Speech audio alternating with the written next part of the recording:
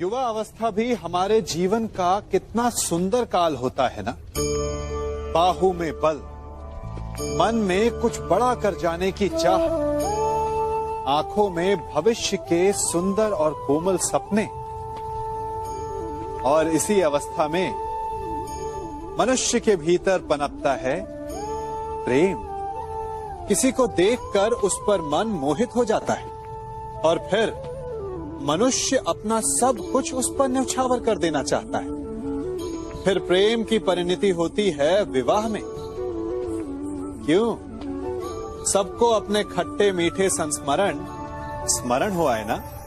परंतु यहीं से अधिकतर माता पिता और संतान के मध्य विचारों का विरोध प्रारंभ हो जाता है।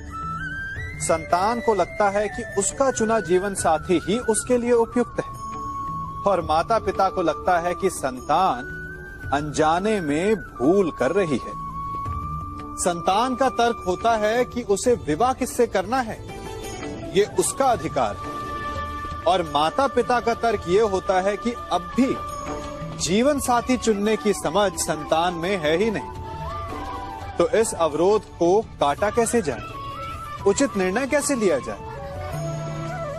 इसका एक ही मार्ग है, अपने उत्तरदायित्व का भान और अपनों से बड़ों के मापदंडों का भान। विवाह करने से पूर्व ये जान लेना आवश्यक है कि विवाह केवल अपने प्रेम को पाने का मार्ग नहीं है, अपितु विवाह से जीवन का एक नया द्वार भी खुलता है। और हर नए जीवन के साथ नए उत्तरदायित्व भी होते हैं।